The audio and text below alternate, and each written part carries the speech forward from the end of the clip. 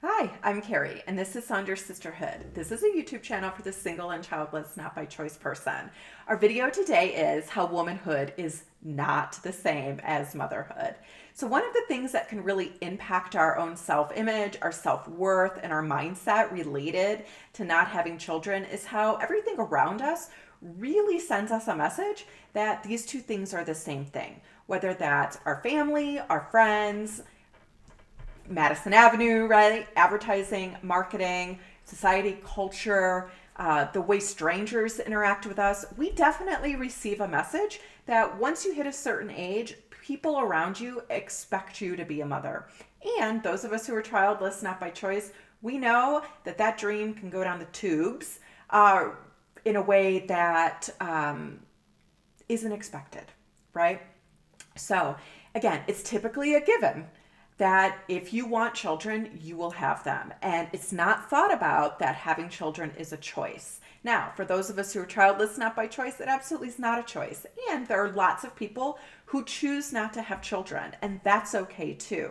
So, how does society give us the message that womanhood and motherhood are the same?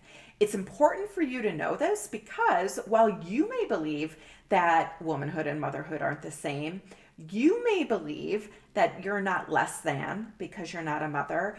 Oftentimes, we are still absorbing this messaging that at times can get us to question things a little bit, or we have to really do a lot of work in order to fight back against that messaging.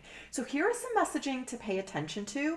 And if you start to question your self worth related to not being a mother, here are some things that might be impacting that. And once you understand what's impacting it, then you can start to take some steps to challenge those thoughts. So, the first one is if you're a woman of a certain age, you get asked when you're having children all the time. And if you're a woman of a certain age, you also get asked if you have children. And this is a question that is probably asked daily for many of us, or anytime that you're outside your house meeting new people. If you have children, you may not even register that you get asked that on as frequent a basis. But for those of us who are childless, not by choice, we know that it's asked all the time. I understand it's a get to know you question. I'm not making a judgment on whether or not somebody should ask that or not. I do think it's an annoying question. I think there are lots of other ways to get to know somebody. And the fact that we're asked this all the time sends us a message that people think we should. And that then impacts our self concept. The other thing that sends us a message that womanhood and motherhood is the same, even though it is not, is they tell you you better get on it if you're older and don't have children yet. And oftentimes there's a million different reasons why that hasn't happened. And it's not about, oh, I think I have till I'm 50 in order to have kids. Most women know that's not the case. And to tell somebody, oh, you better get on it, and then sort of laugh and giggle as if that's funny, it definitely sends a message, right? That you should be having children. Number three, they ask you questions assuming that you do have kids. So they kind of skip whether or not you do have kids, but they just start talking as if you do. And this, again, can send a message when it's compounded, when you get this every day or multiple times a week. This sends a message that you should be having children and that it's odd that you don't have children. Number four, they assume that if you don't have children, that it's because it was your choice not to have them. And then those people who are child free out there, you more than anybody know that when you make the choice not to have a child, then all of these negative labels start coming forward. Selfish is kind of the big one that we hear all the time. Again, having a child is a choice.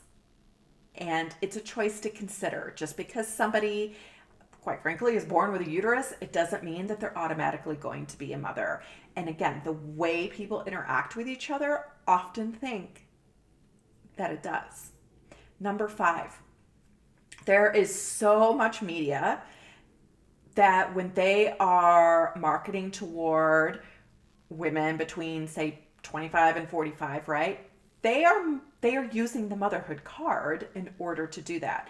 If you look at TV shows, if you look at podcasts, advertising, magazines, all of those things, it really all stems around motherhood and ways that you can sort of balance motherhood in your personal life, the way that you can parent, the way that you can go out with your girlfriends, what you should wear. I mean, all of these things are all kind of intertwined within this. And for those of us who are single as well, we know that if it's not motherhood, then it's wifehood. When again, there's so many of us that are living this life that we are single and we don't have children. And so when we are bombarded with messaging in this way, it can impact your self-concept. No matter how confident you are, it takes a lot to really chip away through this onslaught of messaging that you get on a daily basis. Now, what I want you to do is that next time you journal and you start journaling about maybe your childlessness and you start journaling about all the things that you aren't, I want you to journal about who you are. Who are you? And put those things down on paper. Again, the world, society, culture, media, it spends a lot of time telling us who we aren't. So let's take some really intentional time and do some journaling about who you are. Let me know how it goes for you in the comments, and follow Sandra Sisterhood for more content geared toward the single and childless, not by choice person.